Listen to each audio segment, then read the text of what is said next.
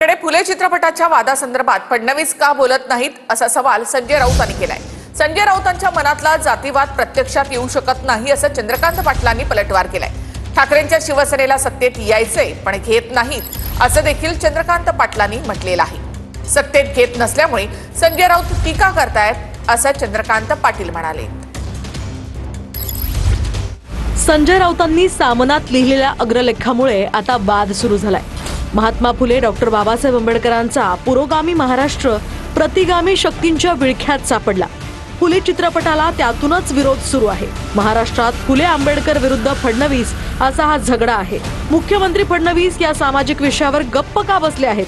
त्यांनी मौन सोडावं, नाहीतर हा झगडा फुले विरुद्ध फडणवीस असाच आहे यावर शिक्का बसेल असा अग्रलेख सामनात लिहिण्यात आलाय। यावर चंद्रकांत पाटलांनी उत्तर दिलंय। संजय राऊतांच्या मनातला जातीवाद हा अस्तित्वात येऊ शकणार नाही असं चंद्रकांत पाटील म्हणाले।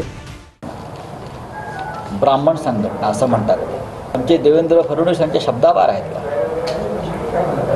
इतरांना तुम्ही टाईट करताना त्या भाषेमध्ये मी टाईट करीन, त्यांना काय टाईट करत? महाराष्ट्र सरकारच्या प्रकाशनांमध्ये जी माहिती आहे, फुल्यांवरचं जी काही त्यांनी साहित्य प्रसिद्ध केलं आहे महाराष्ट्र साहित्य सरकारनं, त्यावरच तो सिनेमा निर्माण केला आणि इतिहास आहे तो। तुम्ही इतिहास पुसण्याचा प्रयत्न करताय। या विषयावरती अद्याप देवेंद्र फडणवीस का बोललेले नाही, बाकी विषयांवर बोलतात। देवेंद्रजी विरुद्ध फुले आंबेडकर अशा प्रकारचा वाद हा संजय राऊतांच्या मनात आहे, संजय राऊतांच्या कल्पनेत आहे। हा त्यांच्या मनामध्ये असणारा जातीयवाद, हा त्यांच्या कल्पनेत असणारा जातीयवाद व्यवहारात येऊ शकत नाही। मराठे मुख्यमंत्री होते, त्यांनी मराठा समाजाला आरक्षण दिले नाही। पहिलं मराठा समाजाला आरक्षण देवेंद्र फडणवीस नावाच्या तथाकथित म्हणजे ब्राह्मण हा शब्द हा त्यांना लागूच शकत नाही। आणि ब्राह्मण हा शब्द लागायचा असेल तर ते जातीने ब्राह्मण असतील, पण ते व्यवहाराने ज्याला आपण म्हणतो कर्मठ ब्राह्मण, अन्याय करणार असं नाही। आता असं कर्मठ अन्याय करणार कोणी राहिलंच नाही। तो काळ गेला, तो काळ सिनेमात दाखवला तर त्याच्यावर ऑब्जेक्शन घेता कामा नये। आजही ब्राह्मण असे आहेत असं म्हटलं तर त्याच्यावर ऑब्जेक्शन घेतलं पाहिजे। पण त्यामुळे राऊतांच्या मनामध्ये जे आहे, राऊतांच्या कल्पनेत जे आहे की देवेंद्रजींच्या विरुद्ध बहुजन समाज रस्त्यावर उतरेल, कशाला उतरेल?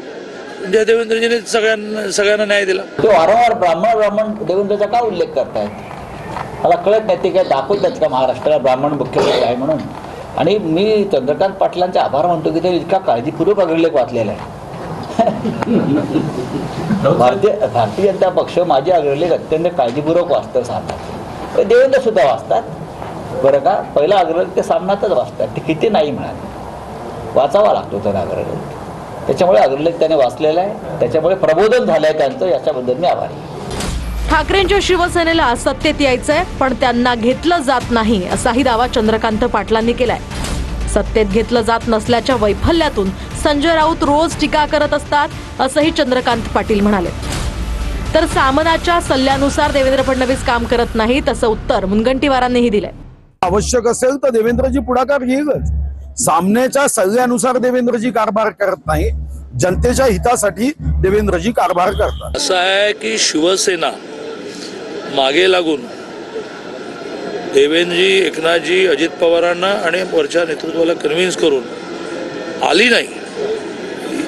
यायचं की नाही, घ्यायचं की नाही माझे विषय नाही। तर महानगरपालिकेला मुंबईसारख्या ठिकाणी उभं करायला माणसं मिळणार नाहीत। अमित भाईंबद्दल केवळ तुम्ही सत्तेमध्ये नाही, तुम्हाला यायचंय परंतु घेत नाही म्हणून तुम्ही किती दुस्वास करणार? महाराष्ट्रात तुम्ही कसा विजय मिळवलेला आहे हे तुमच्या प्रिय मैत्रिणींना सांगितलेलं आहे सरकारच्या, त्याच्यावर तुम्ही चिंतन करा। आमच्या पक्षाचं काय करायचं त्यासाठी आम्ही समर्थ आहोत आणि आम्हाला अमित शहाचे पाय चाटण्याची गरज नाही। महाराष्ट्रात ज्यांनी काय छत्रपती शिवाजी महाराजांचा उल्लेख एकेरी केला, शिवाजी शिवाजी शिवाजी,